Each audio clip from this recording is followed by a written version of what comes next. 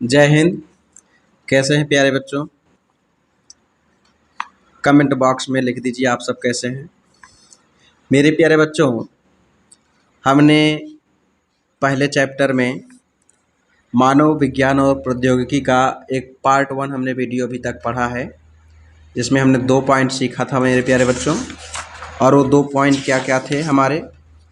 हमने कहा था कि ये हमारे 2 पॉइंट थे कि विज्ञान और प्रौद्योगिकी का दैनिक जीवन में उपयोग, विज्ञान और प्रौद्योगिकी के विकास में मानव जीवन में परिवर्तन।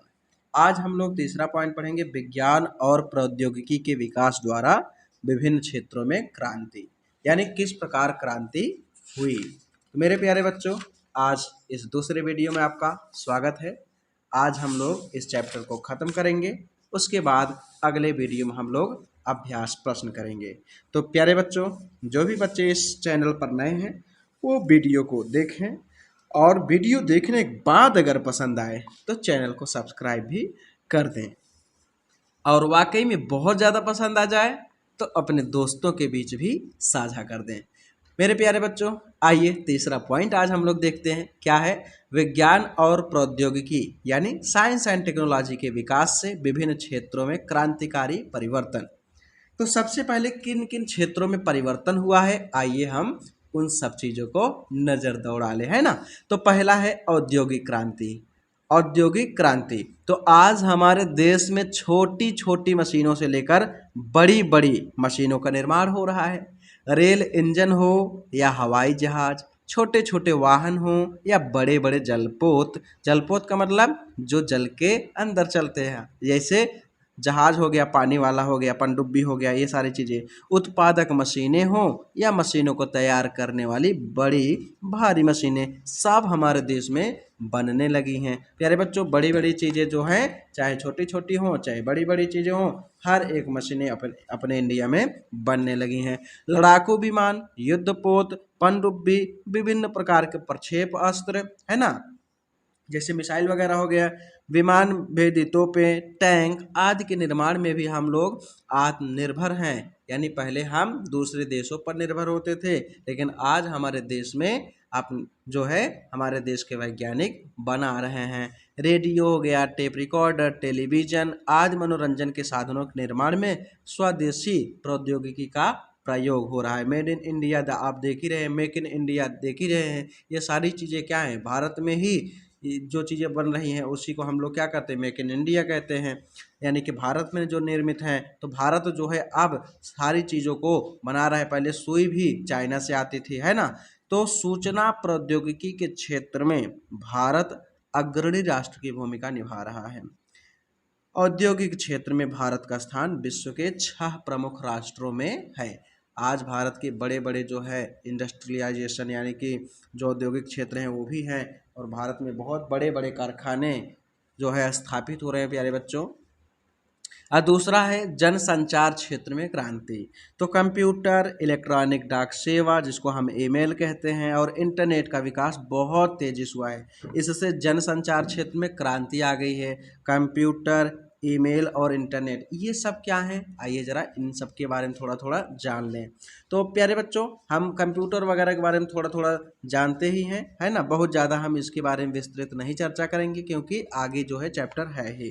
तो आप कक्षा 6 में पढ़ चुके हैं कि कंप्यूटर क्या है, एक इलेक्ट्रॉनिक मशीन है जिससे अनेक उपयोगी एवं जटिल कार्य सरलता से संपन्न किए जा सकते हैं।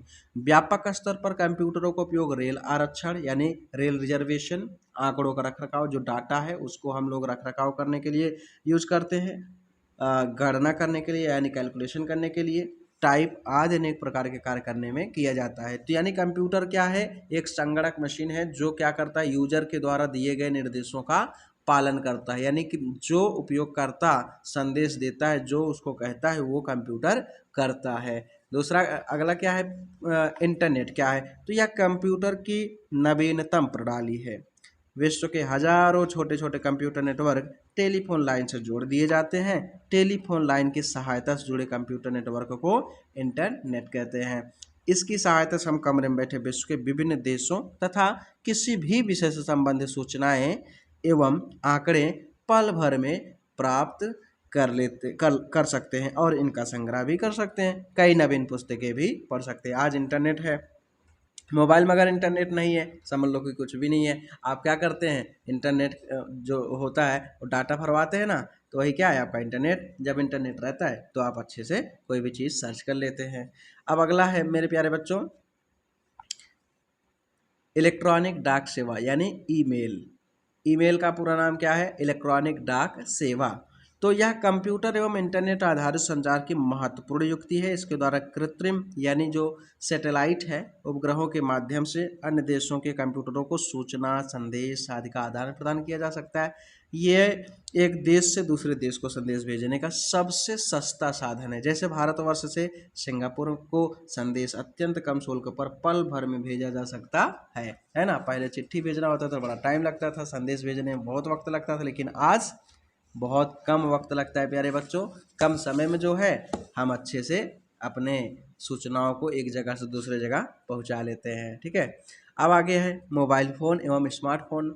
तो मोबाइल फ़ोन का जनसंचार के क्षेत्र में व्यापक योगदान है। यह एक इलेक्ट्रॉनिक उपकरण है या टेलीफोन की तरह बात करने के अलावा कई अतिरिक्त सेवाओं के लिए भी प्रयोग होता है, जैसे संदेशों के आदान प्रदान के लिए एसएमएस, गेम खेलने के लिए, आवाज़ को संरक्षित रखने के लिए वॉइस रिकॉर्डर, वीडियो बनाने व देखने के लिए, फ़ोटो खींचने के लिए, अपनी भौगोलिक स्थिति जानने के लिए हम जीपीएस का इस्तेमाल करते हैं, बैंक द्वारा पैसे का हस्तांतरण आदि करने में हम मोबाइल और स्मार्टफोन का इस्तेमाल करते हैं, है कि नहीं। मोबाइल फ़ोन, स्मार्टफोन, एंड्रॉयड, ये सारी चीज़ें क्या हैं मेरे प्यारे बच्चों, ये सब के सब ये क्या हैं, जनसंचार के साधन है ना। इनसे हमारी आवश्यकताओं की पूर्ति होती है। इनके उपयोग अनंत है, बहुत सारे उपयोग हैं मेरे प्यारे बच्चों।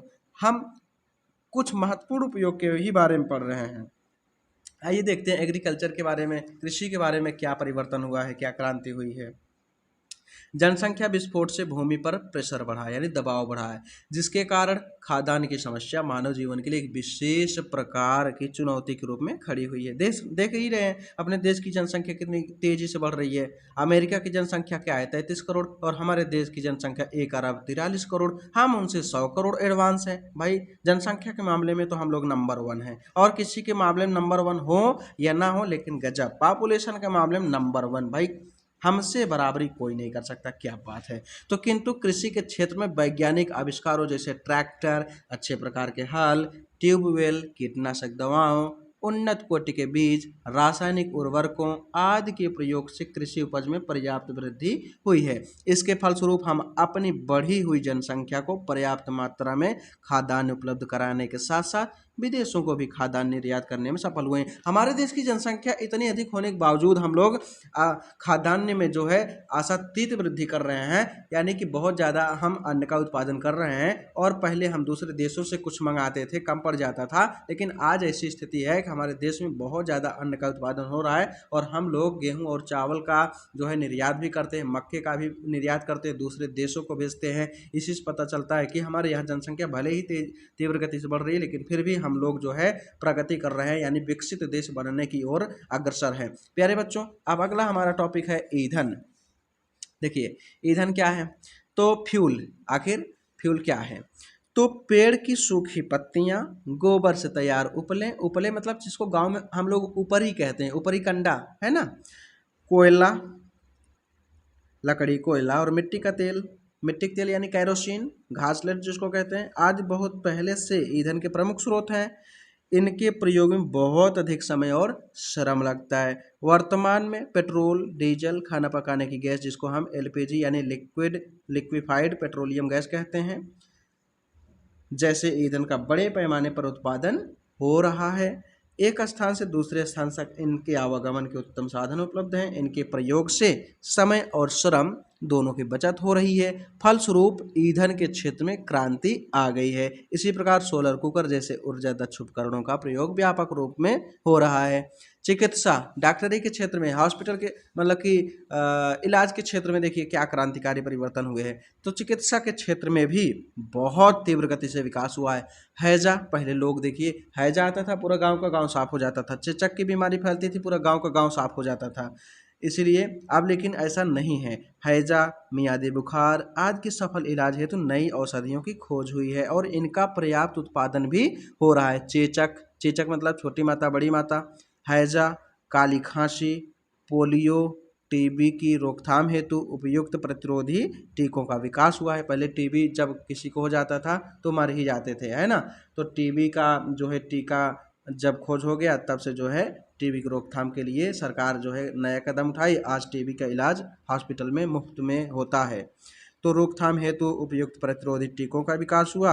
अल्ट्रासाउंड, एक्सरे, इंडोस्कोपी आज का शरीर के अंदरूनी यानी आंतरिक भागों की जांच में प्रयोग हो रहा है। इनसे घातक बीमारियों की रोकथाम में तीव्र गति से सफलता मिली है। फलस्वरूप चिकित्सा के क्षेत्र में क्रांति आ गई है। मेरे प्यारे बच्चों, केवल इतना ही नहीं, राष्ट्रीय सुरक्षा और युद्ध के क्षेत्र में भी कुछ न कुछ जो है परिवर्तन हुआ है, क्रांति आई है, और वो क्रांति बहुत बड़े स्तर पर आई है। जैसे राष्ट्रीय सुरक्षा के क्षेत्र में हमारे देश ने बहुत तेजी से उन्नति की है, यानी प्रोग्रेस किया है। इससे एक नई क्रांति आ गई है। पृथ्वी, अग्नि, त्रिशूल जैसी मिसाइलों का निर्माण हमारे देश में हो चुका है। मिसाइल मैन ऑफ इंडिया, बताइए, हमारे देश के भारत रत्न पूर्व राष्ट्रपति डॉक्टर APJ अब्दुल कलाम के निर्देशन में हमने क्या क्या बना लिया है। पृथ्वी, अग्नि, त्रिशूल जैसी खतरनाक मिसाइलें बना ली है मेरे प्यारे बच्चों। इनका सफल प्रक्षेपण भी हुआ है। मिसाइलों का प्रयोग दूसरे देशों द्वारा आक्रमण होने पर उनके युद्ध अस्त्रों को नष्ट करने में होता है ना।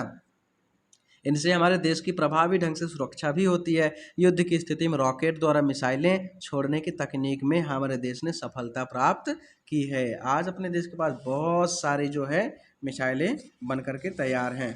कोई देश हमारे देश को अब जो है हरा नहीं सकता। ठीक है, आगे है मेरे प्यारे बच्चों, क्या लिखा है कि सफलताएं प्राप्त की हैं। कृत्रिम उपग्रहों से न केवल दूर संचार व्यवस्था में अभूतपूर्व विकास संभव हो पाया बल्कि सुदूर संसूचन यानी रिमोट सेंसिंग में भी हम विश्व में अग्रणी हो गए हैं। हमने परमाणु ऊर्जा के क्षेत्र में भी अनेक कीर्तिमान स्थापित किए हैं।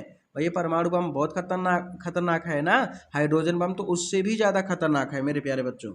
तो परमाणु ऊर्जा तथा उससे संबंधित शोध कार्यों के परिणाम स्वरूप अनेक परमाणु ऊर्जा संयंत्र स्थापित किए जा चुके हैं जिनसे विद्युत उत्पादन किया जा रहा है। इसके अतिरिक्त परमाणु ऊर्जा का उपयोग चिकित्सा तथा कृषि क्षेत्र में अनेक लाभकारी कार्यों के लिए किया जा रहा है। विज्ञान और प्रौद्योगिकी के विकास से मनुष्य को केवल लाभ ही नहीं मिला है बल्कि इससे अनेक प्रकार की हानियां भी हुई हैं। आप बताइए, क्या साइंस टेक्नोलॉजी से केवल हमको प्रॉफिट मिला है? नहीं ना। इससे तो देखिए तमाम प्रकार के प्रदूषण उत्पन्न हो गए हैं प्यारे बच्चों। जल प्रदूषण, वायु प्रदूषण, मृदा प्रदूषण, ध्वनि प्रदूषण, रेडियो धर्मी प्रदूषण, मतलब विभिन्न प्रकार के जो है हानियां भी हुई हैं जिनसे जो है मानव जीवन खतरे में आ गया है कि नहीं। जहाँ पर लाभ हुआ है वहीं पर हानि भी हुआ है, लेकिन हमको सही ढंग से इस्तेमाल करें तो हानि कम होगा। बस इतना ही किया जा सकता है कि बड़े बड़े उद्योगों की संख्या बहुत बढ़ गई है। इससे निकलने वाले अपशिष्ट यानी गंदे पदार्थ प्रायः ऐसे ही यानी बिना उपचार किए नदियों में बहा दिए जाते हैं अथवा भूमि में विसर्जित कर दिए जाते हैं, जिसके कारण नदियों का जल तथा भू क्षेत्र प्रदूषित हो रहे हैं।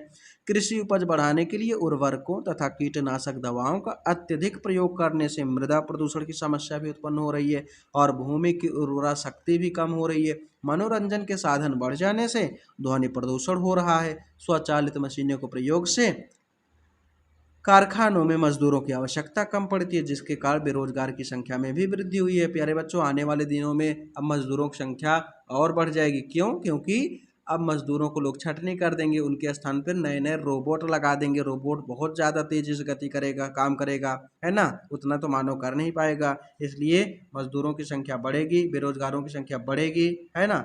देश में त्राहिमाम की स्थिति आएगी। जंगलों की अंधाधुंध कटाई हो रही है, फलस्वरूप जंगलों का विनाश हो रहा है और वातावरण में प्रदूषण भी बढ़ता जा रहा है। इतना ही नहीं, इसके कारण अनेक प्रजाति के जंतुओं जैसे बाघों की संख्या में कमी हो रही है और उनका अस्तित्व खतरे में पड़ गया है। बताइए प्यारे बच्चों, अब दूसरे देशों से, नामीबिया से अपने देश में जो है मंगाए जा रहे हैं। बताइए, दूसरे देशों से टाइगर अपने देशों में मंगाए जा रहे हैं। कितनी जो है बुरी स्थिति आ गई है कि एक समय तक अपने देश में सारे जीव सही से रहते थे, लेकिन अंधाधुंध कटाई से विलुप्त हो गए। धीरे धीरे मुझे लगता है कि गिद्ध भी गायब हो गए हैं। हम लोग छोटे छोटे रहते थे, ढेर सारे गिद्ध दिखाई देते थे, अब तो गिद्ध भी नहीं दिखाई पड़ते, बाज भी नहीं दिखाई पड़ते मेरे प्यारे बच्चों।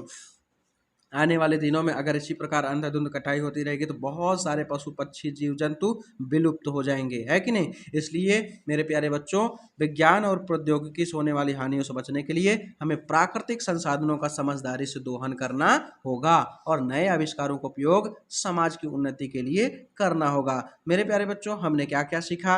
विज्ञान के नियमों एवं सिद्धांतों के प्रयोग से कार्यों को सरल बनाना ही प्रौद्योगिकी है। विज्ञान और प्रौद्योगिकी एक दूसरे पर आश्रित है, यानी डिपेंड है, निर्भर है।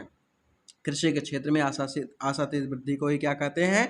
हरित क्रांति कहते हैं। मेरे प्यारे बच्चों, ये कैसा लगा वीडियो आप ज़रूर बताएंगे मेरे प्यारे बच्चों। और हाँ, हम जानते हैं कि हमारा पर्यावरण प्रदूषित हो रहा है, प्रदूषित होने के कगार पर पहुंच चुका है। इसलिए हमारा दायित्व है कि हम पर्यावरण को प्रदूषित होने से बचाएं। इसलिए मेरे प्यारे बच्चों, सांसें हो रही हैं कम, आओ पेड़ लगाएं हम। इस स्लोगन के साथ आप जो है एक एक पेड़ लगाइए। और अगर आप व्हाट्सएप चलाते हैं, फेसबुक चलाते हैं, अन्य सोशल मीडिया पर एक्टिव हैं, तो ये स्लोगन के साथ आप एक वृक्ष लगाएं और उसके बाद उसकी देखभाल भी करें ताकि वो पर्यावरण के लिए एकदम वरदान साबित हो सके। मेरे प्यारे बच्चों, अब हम मिलेंगे एक नए वीडियो में अभ्यास प्रश्न के साथ। तब तक के लिए जय हिंद, खुश रहिए, आनंद से रहिए और चैनल को सब्सक्राइब नहीं किए तो सब्सक्राइब भी कर दीजिए और शेयर भी कर दीजिए मेरे प्यारे बच्चों। Thank you.